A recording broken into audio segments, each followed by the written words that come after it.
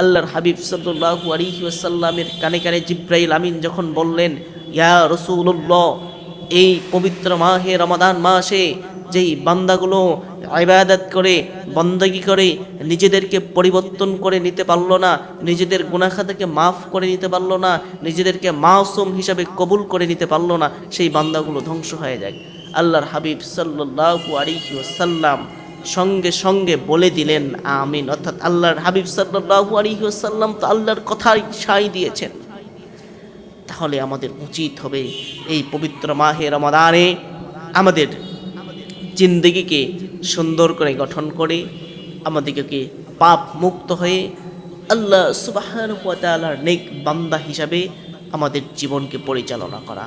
আল্লাহর হাবিব সাল্লাল্লাহু আলাইহি ওয়াসাল্লাম একদিন মসজিদের মেম্বারের মধ্যে উঠছিলেন এবং আমিন আমিন আমিন বলে 3 বার আমিন আমিন বললেন। এরপরে আল্লাহর হাবিব সাল্লাল্লাহু আলাইহি ওয়াসাল্লাম নামাজ আদায় করলেন। নামাজ আদায় করার পরে সাহাবীগণ আল্লাহর হাবিব সাল্লাল্লাহু আলাইহি ওয়াসাল্লামকে কৌতূহল বশত জিজ্ঞেস করলেন, ইয়া রাসূলুল্লাহ, ইতিপূর্বে আপনি যখন মসজিদের মেম্বারে উঠছিলেন এমন আচরণ তো আপনার মুখে আমরা দেখি নাই, এমন বাক্য পাঠ করতে আমরা শুনি নাই। হঠাৎ কি হয়ে গেল? কি জন্য আজকে আপনি এভাবে মসজিদের মেম্বারে ওঠার সময় 3 বার আমিন আমিন বললেন? আল্লাহর হাবিব সাল্লাল্লাহু আলাইহি ওয়াসাল্লাম সাহাবীদেরকে বললেন, হে সাহাবীরা, আমি যা জানি তোমরা তা জানো না। আল্লাহ রাব্বুল আলামিন আমাকে যেগুলো জানায় সেগুলো তোমাদেরকে জানাই না, বরং আমি তোমাদেরকে সেই কথাগুলো জানিয়ে দেই, পৌঁছে দেই। তো আল্লাহর হাবিব সাল্লাল্লাহু আলাইহি ওয়াসাল্লাম বললেন, আমি যখন মসজিদের মেম্বারে উঠছিলাম তখন জিবরাইল আমিন এসে আমাকে সালাম দিলেন এবং আমার কানে কানে বললেন, ইয়া রাসূলুল্লাহ, যারা পবিত্র মাহে রমাদান মাস পেল কিন্তু তাদের গুনাহ খাতাকে মাফ করে নিতে পারল না, সেই বান্দাগুলো, সেই মানুষগুলো, আপনার সেই উম্মতগুলো ধ্বংস হয়ে যায়। আল্লাহর হাবিব সাল্লাল্লাহু আলাইহি ওয়াসাল্লাম বললেন, আমি তখন জিবরাইল আমিনের কথার সঙ্গে সাই দেওয়ার জন্য বললাম আমিন, আল্লাহ তাআলা এটি কবুল করে নিক।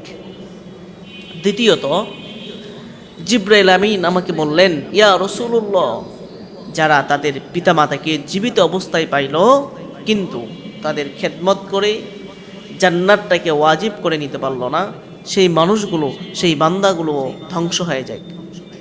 আল্লাহর হাবিব সাল্লাল্লাহু আলাইহি ওয়াসাল্লাম বলেন, আমি জিবরাইল আমিনের এই কথাটি শোনার পরেও বললাম আমিন, আল্লাহ সুবহানাহু ওয়া তাআলা এটি কবুল করে নেয়।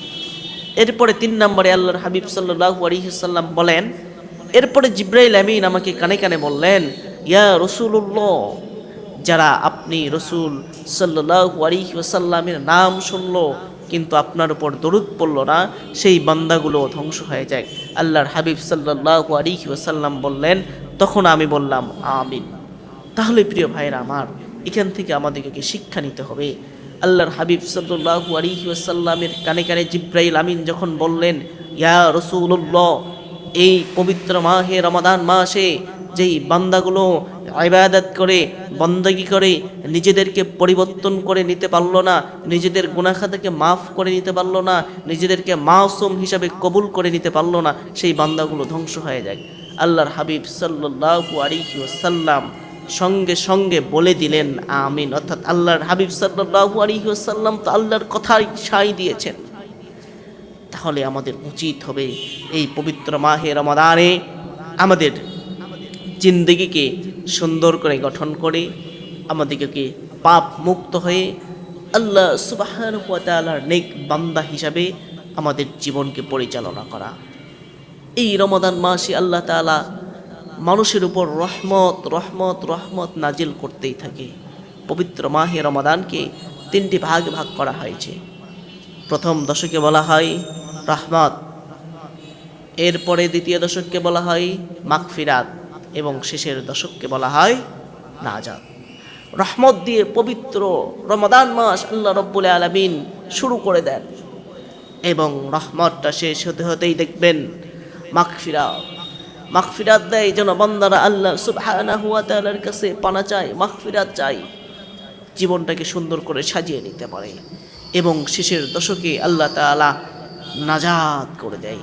এই শেষের দশকে মানুষেরা মনে করে রমজান চলে যাচ্ছে, এই চলে গেল, রমজান আবার পাবো কিনা, সামনে আসবে কিনা, সেই পর্যন্ত আমার হায়াত থাকবে কিনা, এই মনে করে মানুষেরা যখন বেশি করে কান্নাকাটি করে আল্লাহ তাআলার কাছে চাইতে থাকে, তখন আল্লাহ সুবহানাহু ওয়া তাআলা তার এই বান্দাগুলোকে নাজাত দিয়ে দেন।